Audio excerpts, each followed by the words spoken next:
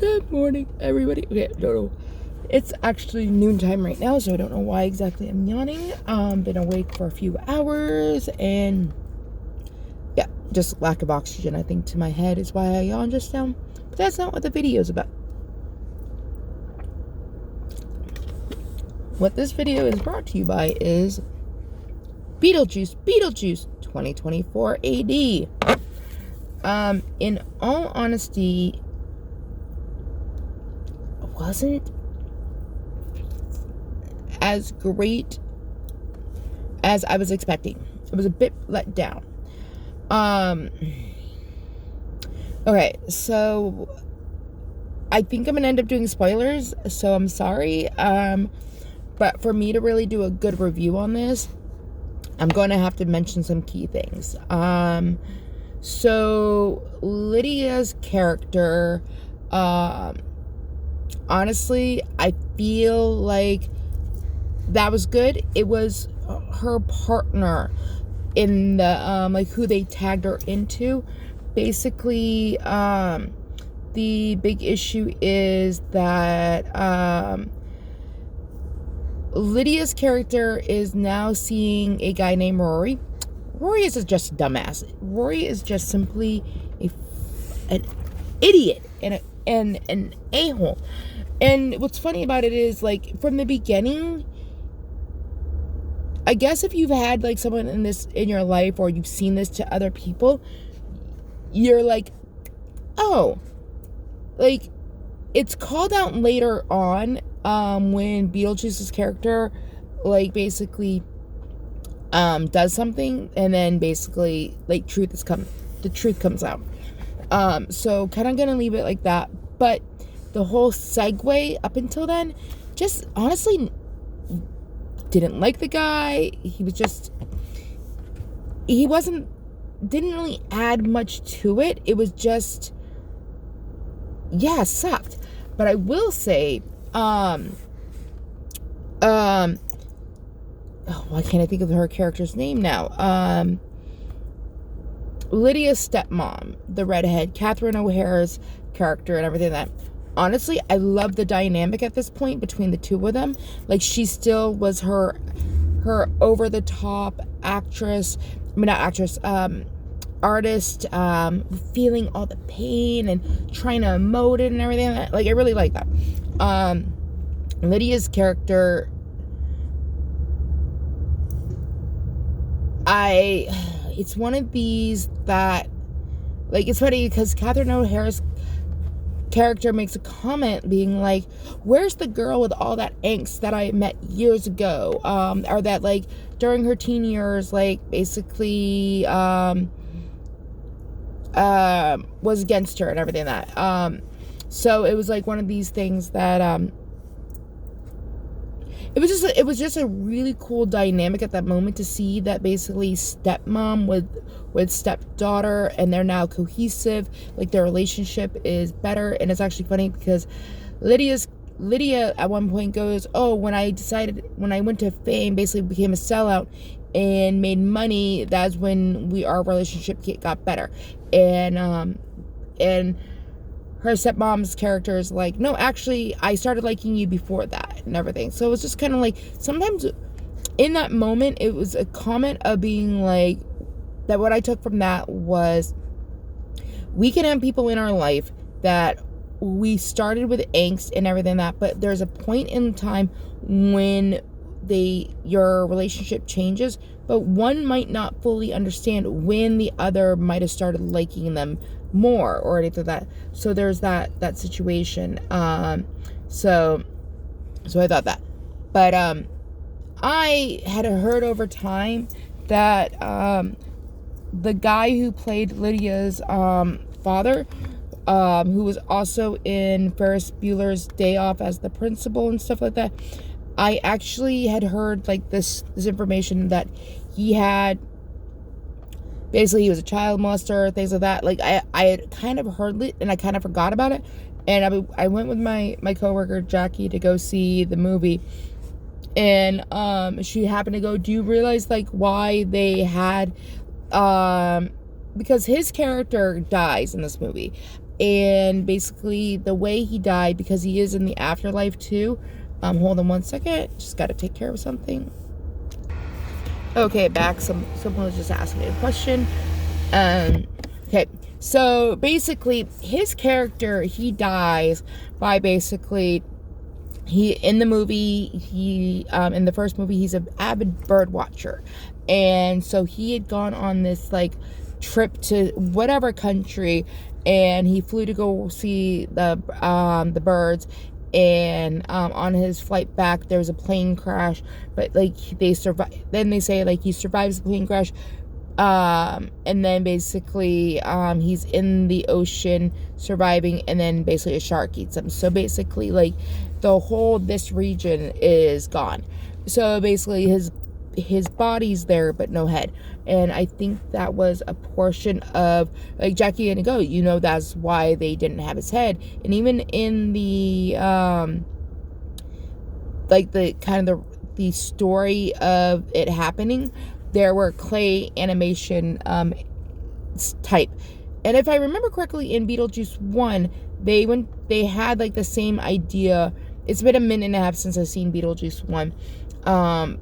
But basically they had like the same type of situation happen at one point, where they were trying to tell part of the story and it had clay people. So I think that's where they kind of brought that, and they could get away with not actually having him in, and basically like all that. So I don't know if they technically have to pay for his likeness or what. Not sure how how they get around that, or if they do or they don't, because I don't know. But yeah, that's how they touch upon that. Then Jenna Ortega plays Astrid, Lydia's daughter, who they talk about like their estranged relationship, because it's kind of funny, because in a sense, Lydia to her stepmom's relationship is kind of the same that Astrid is to Lydia, but not exactly. It's for different reasons. But at the same time, we have another like that dynamic and everything. So we find out that basically Astrid's dad, that basically Lydia and Astrid's dad, basically his name was Richard. They had this great love at first and everything, but then over time their love ended, and that's why they separated.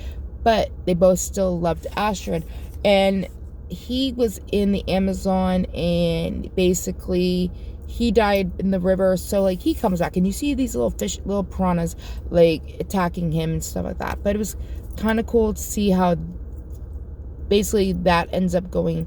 That goes from the angst young teenager who hates her mother, or feels like her mother's not giving her enough attention, to all of a sudden like now basically that they are like their relationship's better.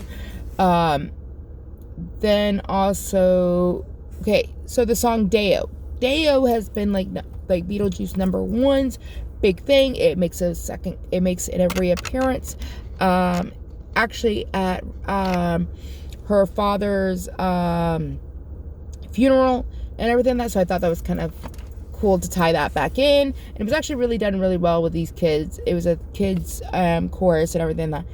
But later on in the movie, with Beetlejuice there and everything like that, basically they go and do another musical number and everything like that. And honestly, I wasn't feeling that song at all.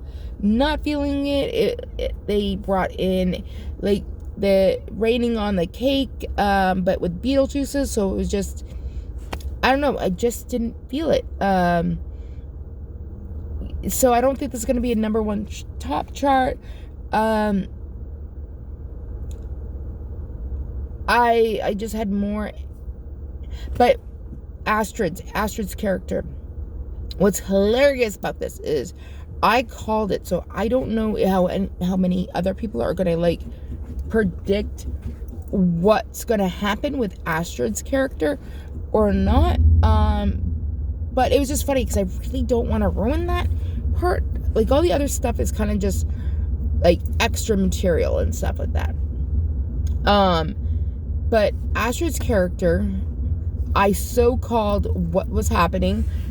It's later announced and everything like that. If you've seen it, tell me if you caught that as well or what. Pretty sure no one may. I'm yawning. I know my blood sugar is 108, so it's actually good.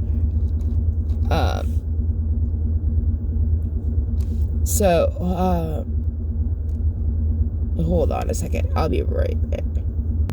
Okay, I'm back. Probably a few more minutes before I get interrupted.